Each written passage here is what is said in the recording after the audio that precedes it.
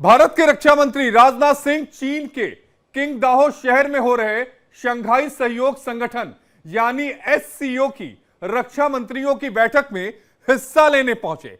इस मंच से उन्होंने पाकिस्तान और चीन को साफ शब्दों में कहा कि भारत आतंकवाद के खिलाफ कोई समझौता नहीं करेगा। यह चीन और पाकिस्तान के लिए एक कड़ा संदेश था। राजनाथ सिंह ने साफ साफ कहा, दो टूक कहा कि भारत आतंकवाद पर किसी भी तरीके का कोई भी समझौता न किया है और न ही करेगा।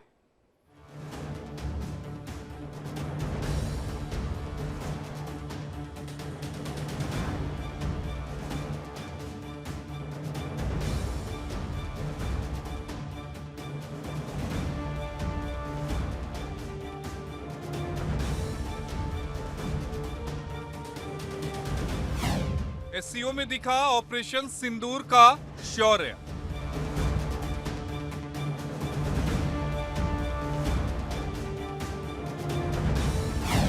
राजनाथ सिंह ने चीन पाक को दिखाया आईना।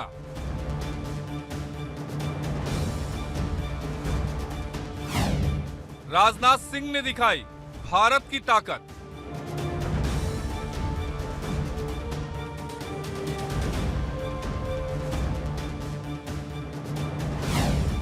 वैश्विक मंच पर पाकिस्तान हुआ बेनकाब।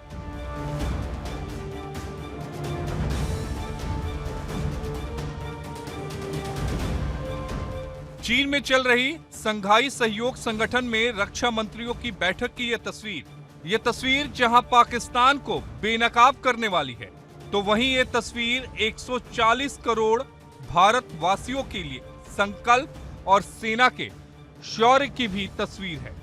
आतंकवाद के खिलाफ नए भारत के संकल्प की भी तस्वीर है। इस बैठक में रक्षा मंत्री राजनाथ सिंह ने न सिर्फ नापाक पाकिस्तान को धोया, बल्कि उसके सदाबहार दोस्त को भी लपेटा।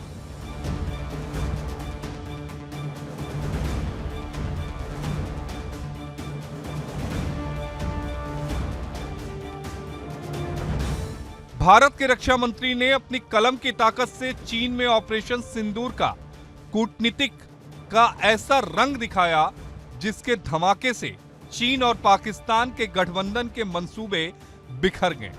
ठीक वैसे ही जैसे पाकिस्तान के अंदर बने आतंक के अड्डों का मलबा बिखर गया था।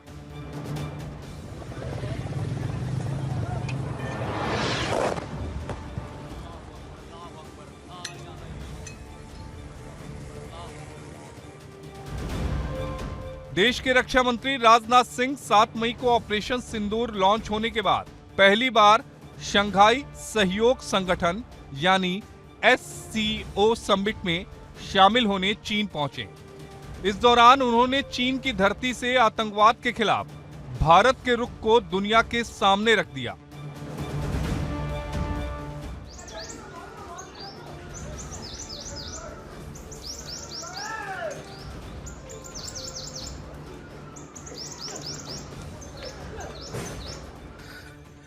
ये नुकसान, ये 9 number.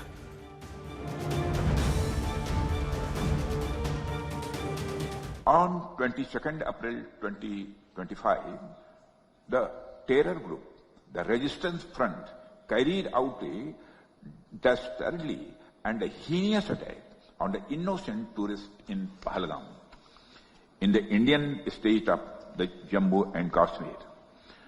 26 innocent civilians, including a Nepali national, were killed. Victims were shot after they were profiled based on the religious identity. The Resistance Front, which is a proxy of UN-designated terror group Lashkar-e-Toiba, claimed responsibility for the attack. The pattern of the Pahalgam terror attack matches with LET's previous terror attacks in India. In exercising its right to defend against terrorism and preempt as well as deter further cross-border terrorist attacks, India on 7th May 2025 successfully launched Operation Sindoor to dismantle cross-border terrorist infrastructure. We reiterate the need to hold the perpetrators, organizers, financiers, and sponsors of reprehensible acts of terrorism, including cross-border terrorism, accountable and bring them to justice. Any acts of terrorism are criminal and unjustifiable, regardless of their motivation, whenever, wherever, and by whomsoever committed.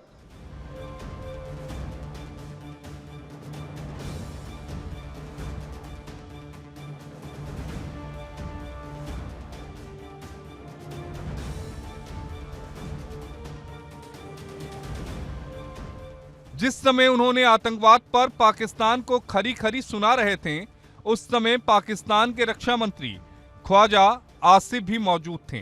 दोनों देशों के रक्षा मंत्री एक ही मंच पर आमने सामने बैठे हुए थे।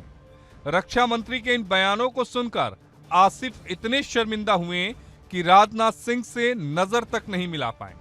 आसिफ के हालात ऐसे हो गए कि उनकी बॉडी लैंग्वेज तक बिगड़ गई थी।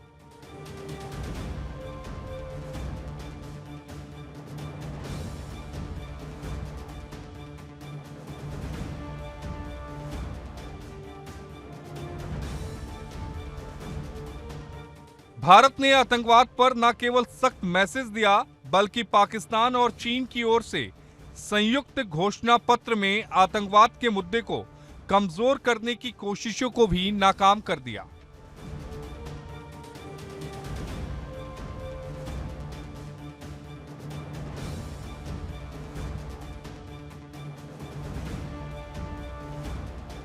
इस बैठक में संयुक्त घोषणा पत्र का मसौदा तैयार किया गया था, लेकिन इसमें पहलगाम हमले का जिक्र नहीं था, बल्कि इसके उलट पाकिस्तान की मांग पर बलूचिस्तान का उल्लेख शामिल किया गया था। इस मसौदे पर राजनाथ सिंह ने हस्ताक्षर करने से इनकार कर दिया। राजनाथ सिंह के हस्ताक्षर करने से इनकार करने के बाद सम्मेलन संयुक्त वक्तव्य जारी किए बिना ही समाप्त हो गया।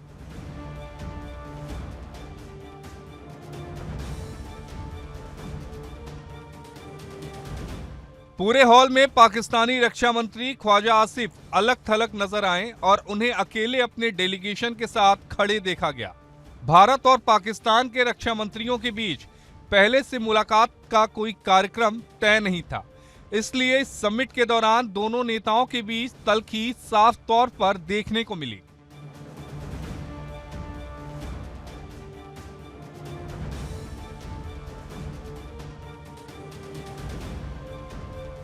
इसकी वजह पहलगाम आतंकी हमला और फिर उसके बाद भारत की तरफ से ऑपरेशन सिंदूर के तहत की गई सैन्य कार्रवाई है। भारत ने मौजूदा तनाव की वजह से पाकिस्तान के साथ कूटनीतिक बातचीत को रोक दिया है। यहां तक कि पाकिस्तान के साथ 6 दशक पुराने सिंधु जल समझौते को भी भारत की तरफ से स्थगित कर दिया गया।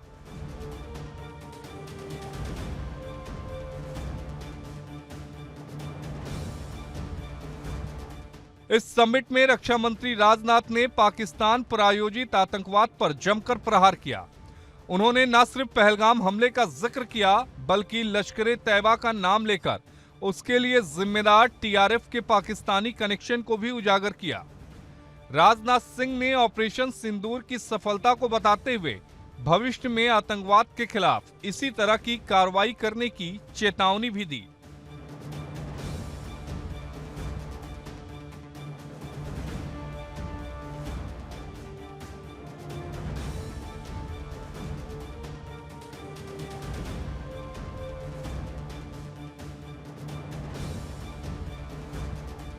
भारत ने साफ कर दिया कि वो हर फोरम पर पाकिस्तान की दहशतगर्दी को बेनकाब करेगा। जब सवाल आतंकवाद का होगा तो कूटनीतिक शिष्टाचार को दरकिनार कर दिया जाएगा। आतंकवाद की हर हरकत का भारत इलाज करेगा। हर आतंकवादी हमले को एक्ट ऑफ वॉर माना जाएगा। राजनाथ सिंह की बातों से ये संदेश आज पूरी दुनिया ने सुना। Bureau report, India daily.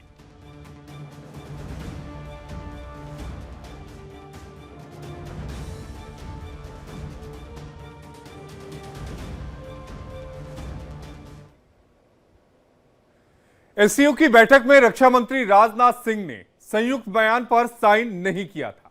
आतंकवाद के मुद्दे पर भारत ने अपना पक्ष साफ कर दिया। इधर बलूचिस्तान ने भारत की जमकर तारीफ की, क्योंकि भारत ने पाकिस्तान को बेनकाब कर दिया।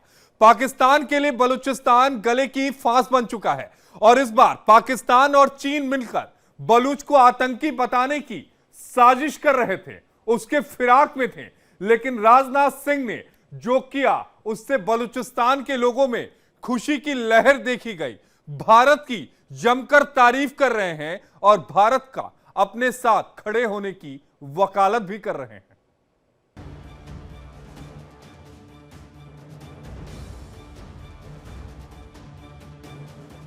बलूचिस्तान ने भारत का नाम लेकर बहुत बड़ा ऐलान किया है। बलूचिस्तान ने पीएम मोदी, रक्षा मंत्री राजनाथ सिंह और विदेश मंत्री जयशंकर की जमकर तारीफ की है। बलूचिस्तान और दुनिया भर में बसे 6 करोड़ बलूचों ने भारत की हिम्मत की दाद दी है। दरअसल बलूचिस्तान का ऐलान इसलिए आया क्योंकि भारत ने चीन में हो रही शंघाई सहयोग संगठन की बैठक में जबरदस्त ऐलान कर दिया।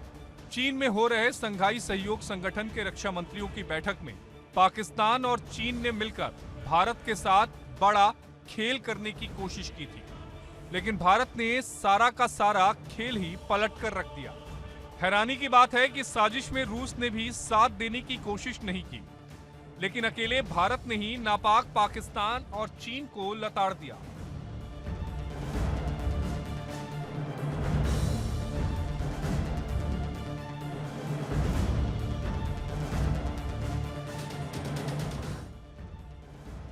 ये सब कुछ बलूचिस्तान की जनता देखकर खुश हो रही थी।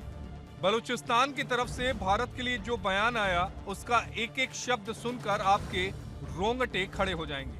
आपको खुद ही एहसास हो जाएगा कि भारत की ताकत क्या है। बलूचों का एक एक शब्द आपको सुनवाएंगे, लेकिन भारत ने जो धमकाया है उसके बाद पाकिस्तान और चीन की कारिस्तानी की पोल खोल कर रख दी है। आइए आपको बताते हैं कि ये कौन सा मसला है जिसको पाकिस्तान घसीट कर लाया और कौन सी ट्रेन है जिसके चलते पाकिस्तान के रक्षा मंत्री भारत के सामने फंस गए, साथ ही उनके सभी मंसूबों पर पानी भी फिर गया। चीन के शहर छिंगताओ में रक्षा मंत्री राजनाथ सिंह ने आतंकवाद के मुद्दे पर पाकिस्तान और चीन दोनों को एक साथ बेनकाब किया। राजनाथ सिंह ने कहा कि आतंकवाद पूरी दुनिया के लिए खतरा है, इस मामले में दोहरा रवैया नहीं चल सकता। दरअसल भारत ने सवाल उठाया कि संयुक्त घोषणा पत्र में पहलगाम का जिक्र तक नहीं है, लेकिन बलूचिस्तान में हाईजैक हुए जाफर एक्सप्रेस का जिक्र किया गया। भारत ने भरी मीटिंग में कह दिया कि ये एससीओ संगठन का दोहरा चरित्र है। दरअसल एससीओ के ज्वाइंट स्टेटमेंट में जाफर एक्सप्रेस का इसलिए उल्लेख किया गया ताकि पाकिस्तान और चाइना इसका फायदा उठा सकें और ये दोनों मिलकर बलूचिस्तान के लोगों को आतंकियों की तरह दुनिया के सामने पेश कर सकें। बलूच लिबरेशन आर्मी अपने देश को बचाने के लिए चीन और पाकिस्तान पर जो हमले कर रही है उसे आतंकी हमला बताया जा सके। यानी ये ज्वाइंट स्टेटमेंट इतनी खतरनाक थी कि इसमें पहलगाम का तो आतंकी हमला माना नहीं गया, लेकिन बलूचों को आतंकियों की तरफ पेश करने का पूरा इंतजाम कर लिया गया। चीन और पाकिस्तान इस कोशिश में थे कि एससीओ के सभी 10 सदस्य चीन, भारत, कजाकिस्तान, किर्गिस्तान, पाकिस्तान, रूस, तजाकिस्तान, उज्बेकिस्तान, ईरान और बेलारूस एक बार इस दस्तावेज पर साइन कर दें तो ये आधिकारिक दस्तावेज बन जाएगा, जिससे अपनी आजादी के लिए लड़ रहे बलूचों को आतंकवादी घोषित कर दिया जाता। लेकिन आखिरी वक्त में भारत ने इस साजिश को नाकाम कर दिया। अब भारत की इस बहादुरी पर बलूचिस्तान की जनता और सामाजिक कार्यकर्ताओं ने जबरदस्त बयान दिया है। बलूचिस्तान के सामाजिक कार्यकर्ता मीर यार बलोच ने कहा कि हम शुक्रिया करते हैं कि भारत ने एससीओ ज्वाइंट स्टेटमेंट पर साइन नहीं किया। बता दें कि पाकिस्तान से आजादी की मांग करने वाले बलूच अलगाववादियों का आरोप है कि पाकिस्तान के खिलाफ बोलने वालों को या तो अपहरण कर लिया जाता है या फिर उन पर अत्याचार किया जाता है। यही वजह है कि बलूचिस्तान के लोग पाकिस्तान से अलग होना चाहते हैं। यही नहीं, चीन पाकिस्तानी आर्थिक गलियारा एक दशक पहले शुरू किया गया था। $62 बिलियन का मेगा डेवलपमेंट इंफ्रास्ट्रक्चर प्रोजेक्ट भी लड़ाई की एक वजह है। बीएलए ने चीनी हितों पर कई बार चोटें भी पहुंचाई हैं। Bureau report, India daily.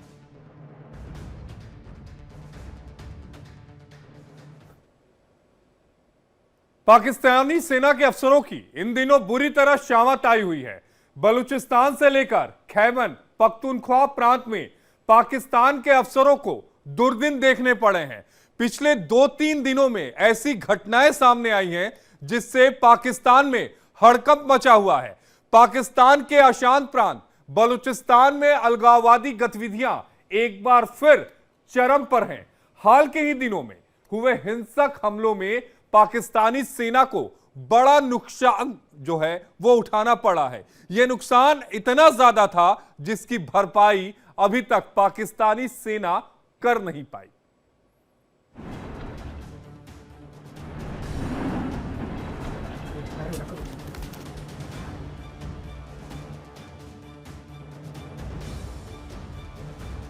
आतंकवादियों को पालने वाली पाकिस्तानी आर्मी खुद अपने ही मुल्क में महफूज नहीं है। पाकिस्तान के दक्षिणी वजीरिस्तान के सरगोधा और कुर्रम इलाकों में तहरीके तालिबान पाकिस्तान की ओर से पाकिस्तानी फौजियों पर बड़े हमले कर दिया।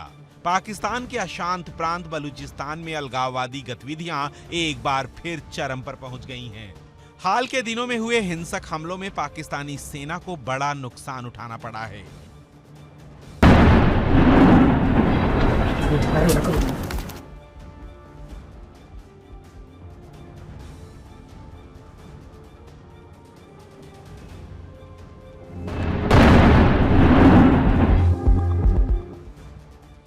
बलूच लड़ाकू संगठनों के हमलों में अब तक कम से कम 15 पाकिस्तानी सैनिकों को जान गंवानी पड़ी, जबकि कई सैनिक घायल हो गए।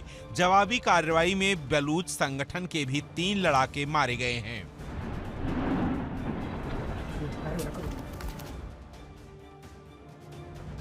पाकिस्तान में पहले मेजर की मौत, अब 3 अफसरों का अपहरण। पाकिस्तानी सेना के अफसरों की शामत आई हुई है। बलूचिस्तान से लेकर खैबर पख्तूनख्वा प्रांत में पाकिस्तानी अफसर एक के बाद एक मौत के मुंह में समाये जा रहे हैं। पिछले 2-3 दिनों में ऐसी घटनाएं सामने आई हैं जिसके बाद वो दहशत के साए में जी रहे हैं।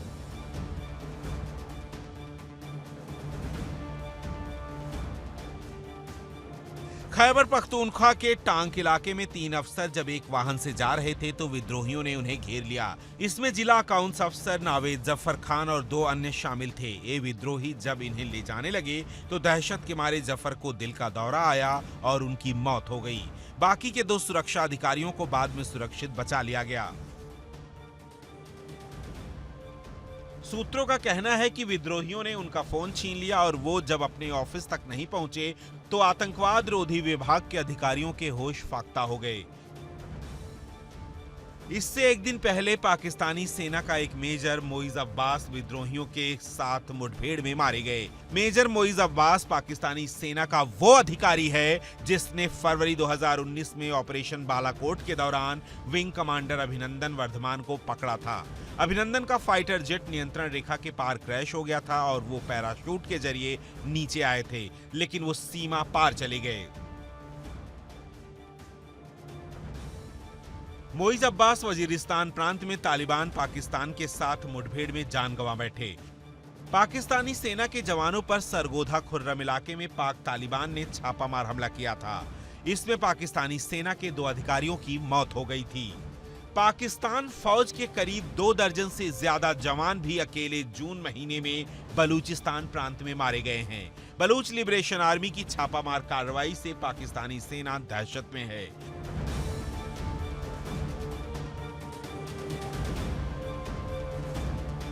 सीमावर्ती इलाकों के कई हिस्सों में तो पाकिस्तानी सेना जाने से भी कतराने लगी है।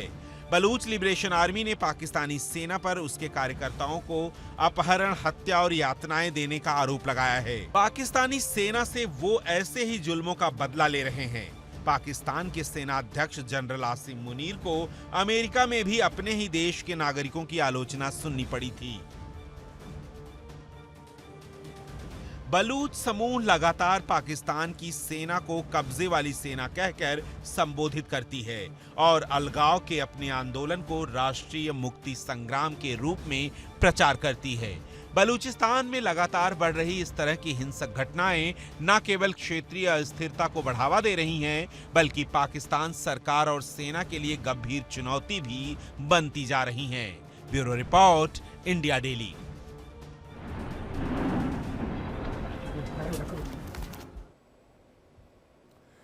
अमेरिकी राष्ट्रपति डोनाल्ड ट्रंप ने भले ही पाकिस्तान के आर्मी चीफ आसिम मुनीर को अपने साथ लंच कराया हो, लेकिन वही पाकिस्तान डोनाल्ड ट्रंप का अब बीपी बढ़ा रहा है।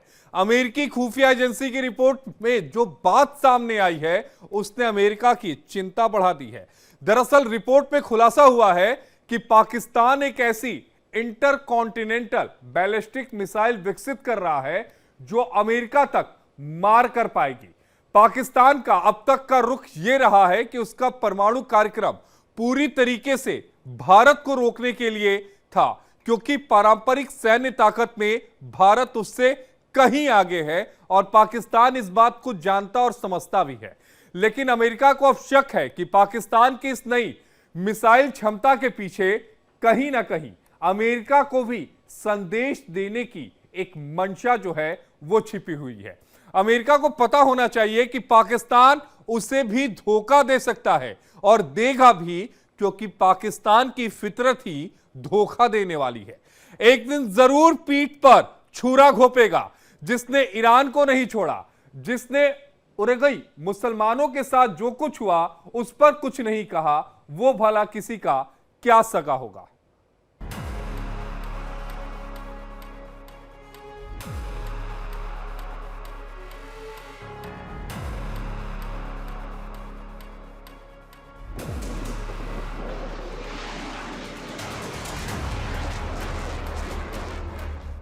अमेरिका की खुफिया एजेंसी को पता चला है कि पाकिस्तान एक परमाणु मिसाइल विकसित कर रहा है जो परमाणु हथियार ले जाने में सक्षम होगी। फॉरेन अफेयर्स की रिपोर्ट से पाकिस्तान के नए परमाणु कार्यक्रम का खुलासा हुआ। अमेरिका की खुफिया एजेंसियों के मुताबिक पाकिस्तान लंबी दूरी तक मार करने वाली इंटरकॉन्टिनेंटल बैलिस्टिक मिसाइल बना रहा है।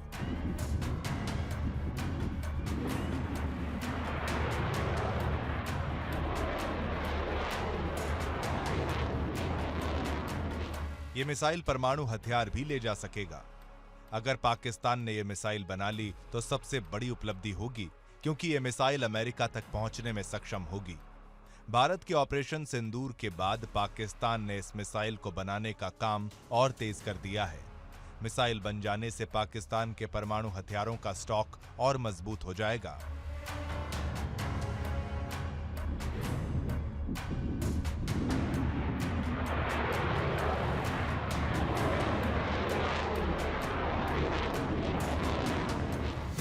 परमाणु जखीरे को पाकिस्तान अपग्रेड कर रहा है। पाकिस्तान इंटरकॉन्टिनेंटल बैलिस्टिक मिसाइल यानी ICBM बना रहा है। चीन के साथ मिलकर पाकिस्तान मिसाइल बना रहा है। यह मिसाइल अमेरिका तक हमला कर सकती है। इंटरकॉन्टिनेंटल बैलिस्टिक मिसाइल की मारक क्षमता 5500 किलोमीटर की दूरी से भी ज्यादा है। यह मिसाइल परमाणु हथियारों के साथ हमला करने में भी सक्षम होगी और वो परमाणु या पारंपरिक हथियार ले जाने में सक्षम है। अमेरिका, रूस, चीन और उत्तर कोरिया के पास ऐसी मिसाइल हैं। अगर पाकिस्तान ने यह मिसाइल बना ली तो वो भी इन देशों की लिस्ट में शामिल हो जाएगा और न्यूक्लियर मिसाइल बनाने के मामले में भारत से आगे निकल जाएगा।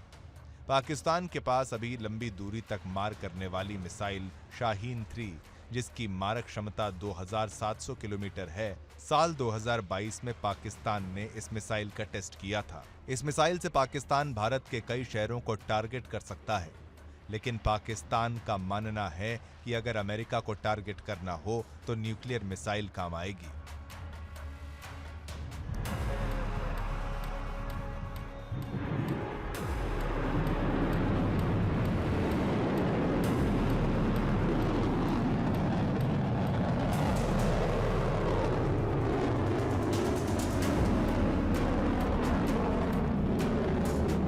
यूएस इंटेलिजेंस की ओर से फॉरेन अफेयर्स को बताया गया है कि अगर पाकिस्तान ने परमाणु मिसाइल बना ली तो वो अमेरिका को निशाना बनाने में सक्षम हो जाएगा। जो देश परमाणु मिसाइल बनाकर अमेरिका को टारगेट करने की मंशा रखता है वो दुश्मन ही कहलाएगा।